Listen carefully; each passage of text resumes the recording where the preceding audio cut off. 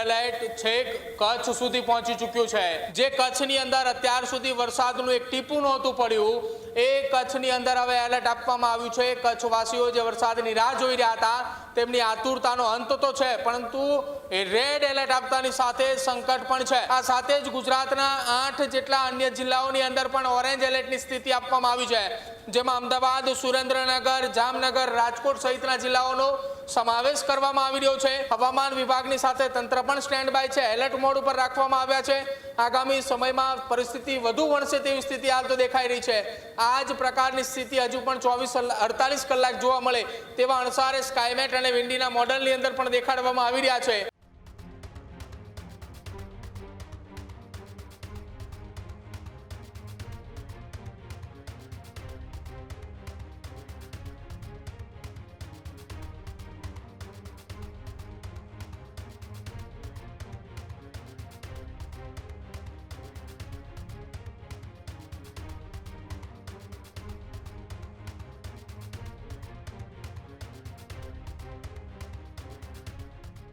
જે રીતના દક્ષિણ ગુજરાત અને મધ્ય ગુજરાતમાં એ અતિ ભારે વરસાદ પડ્યો, ત્યારબાદ હવે કચ્છ માટે પણ રેડ એલર્ટ છે તે જાહેર કરવામાં આવ્યું છે। કચ્છમાં આગામી 24 કલાક માટે હવામાન વિભાગ દ્વારા રેડ એલર્ટ છે તે જાહેર કરવામાં આવ્યું છે। આગામી 24 કલાક સૌરાષ્ટ્રમાં પણ ઓરેન્જ એલર્ટ છે તે જાહેર કરવામાં આવ્યું છે। કચ્છમાં અતિ ભારે વરસાદની શક્યતા, લોકોને સાવચેત રહેવા માટે પણ અપીલ કરવામાં આવી રહી છે। સૌરાષ્ટ્રના અનેક જિલ્લાઓમાં ભારે વરસાદની આગાહી કરવામાં આવી છે। હવામાન વિભાગે કચ્છ માટે ઉચ્ચસ્તરીય એલર્ટ છે તે જાહેર કર્યું છે, ત્યારે સૌરાષ્ટ્રમાં પણ આગામી 24 કલાક મેઘરાજાનું જોરદાર આગમન રહે તેવી પણ અનુમાન છે તે કરવામાં આવ્યું છે। કચ્છમાં તંત્ર એલર્ટ મોડ પર રહેવા તંત્ર દ્વારા તમામ વિભાગોને સૂચના આપવામાં આવી છે, ત્યારે ભારે વરસાદને લઈ નીચાણવાળા વિસ્તારોમાં સાવચેતી રાખવા પણ અપીલ કરવામાં આવી છે। કચ્છમાં અતિ ભારે વરસાદની આગાહી વચ્ચે પ્રશાસન અત્યારે હાલ સતર્ક છે। સૌરાષ્ટ્રમાં વરસાદી સિસ્ટમ વધુ સક્રિય બનવાની પણ અત્યારે હાલ શક્યતાઓ છે તે દેખાઈ રહી છે। હવામાન વિભાગની આગાહીથી કચ્છ સૌરાષ્ટ્રમાં અત્યારે હાલ ચિંતા છે તે વધી છે। આગામી 24 કલાક વરસાદને લઈને લોકોને અનાવશ્યક મુસાફરી ટાળવા માટેની પણ અપીલ છે તે તંત્ર દ્વારા કરવામાં આવી રહી છે। જે રીતના અવિરત એ ગુજરાતના અલગ અલગ વિસ્તારોની અંદર મેઘ તાંડવ થઈ રહ્યું છે, જળબંબાકાર જેવી સ્થિતિ છે।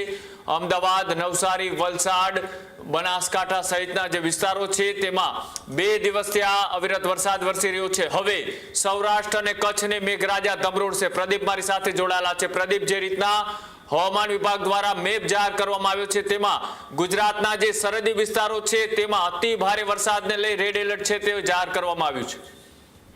કૃણાલ, છેલ્લા 48 કલાકની અંદર ગુજરાતની જો વાત કરવામાં આવે તો દક્ષિણ ગુજરાતથી જે શરૂ થયું હતું રેડ એલર્ટની સ્થિતિ, એ દક્ષિણ ગુજરાત, મધ્ય ગુજરાત, ઉત્તર ગુજરાત અને હવે એ રેડ એલર્ટ છેક કચ્છ સુધી પહોંચી ચૂક્યું છે। આગામી 4 કલાક 5 કલાક સુધી કચ્છ સહિત વાવથરાદ, પાટણ, બનાસકાંઠા આ જિલ્લાઓની અંદર એલર્ટ આપવામાં આવ્યું છે।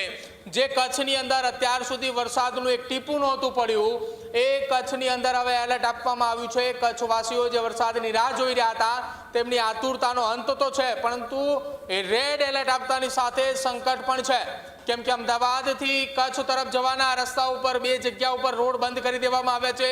વરસાદ એ હદ એ સ્થિતિની અંદર વરસી રહ્યો છે, જે મોન્સૂન ટ્રફની એક્ટિવિટી એ પોઝિટિવ થતા સતત જે વરસાદ એ ગુજરાતની અંદર વરસી રહ્યો છે, એની વચ્ચે હવે કચ્છની અંદર એલર્ટ આપવામાં આવ્યું છે। આ સાથે જ ગુજરાતના 8 જેટલા અન્ય જિલ્લાઓની અંદર પણ ઓરેન્જ એલર્ટની સ્થિતિ આપવામાં આવી છે, જેમાં અમદાવાદ, સુરેન્દ્રનગર, જામનગર, રાજકોટ સહિતના જિલ્લાઓનો સમાવેશ કરવામાં આવી રહ્યો છે। અનેક જિલ્લાની અંદર ગાજવીજ સાથે વરસાદ પડે તેવી શક્યતાઓ પણ વ્યક્ત કરવામાં આવી રહી છે। અમદાવાદના ગ્રામ્ય પંથકોની અંદર હજુ પણ હવામાન વિભાગ દ્વારા એલર્ટ આપવામાં આવ્યું છે, કે જેને લઈને તંત્ર હજુ પણ ખડે પગે ઊભું છે। બીજી તરફ જે કચ્છની વાત કરવામાં આવી રહી છે, પાટણની વાત કરવામાં આવી રહી છે, બનાસકાંઠા, વાવથરાદ જિલ્લાની વાત થઈ રહી છે, એ જિલ્લાઓની અંદર સતત એલર્ટ પણ સાથે સાથે ધોધમાર વરસાદ પડે તે પ્રકારની સ્થિતિ અત્યારે દેખાડી રહી છે।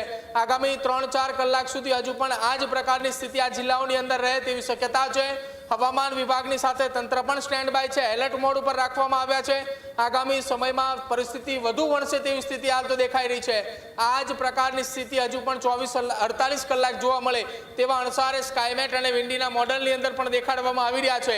હવે જોવાનું રહેશે કે કેટલો વરસાદ એ કચ્છની અંદર વાવથરાદની અંદર પડે છે, કેમ કે વાવથરાદના નડાબેટ વિસ્તારની અંદર જ્યાં રણ વિસ્તાર છે, જ્યાં બોર્ડર છે, એ દરિયાની અંદર પરિવર્તિત થઈ ચૂક્યો હોય એ પ્રકારની સ્થિતિ ગત 12 કલાક પહેલા જોવા મળી હતી.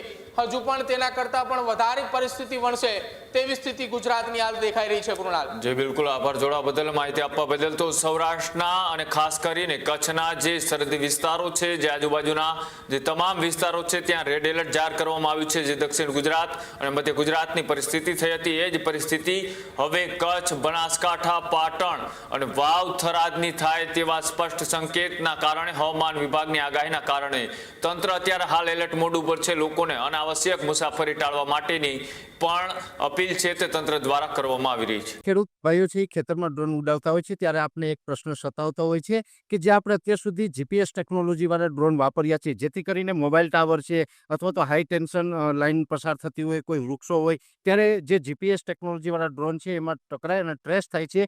પણ એગ્રીવન લાવ્યું છે જીએનએસએસ ટેકનોલોજી ડ્રોન, જેથી કરીને એ ડ્રોન છે એ કોઈ જગ્યાએ ટકરાય નહીં, પોતાની રીતે જ ડિસિઝન લે છે અને મૂવ થઈ જાય છે, જેથી કરીને જીએનએસએસ ટેકનોલોજી ડ્રોન છે એ વાપરવાનો આગ્રહ રાખો. આ જ પ્રકારની તમામ અપડેટ જોવા માટે ન્યૂઝરૂમ ગુજરાતને લાઇક, શેર અને સબસ્ક્રાઇબ કરવાનું ભૂલતા નહીં.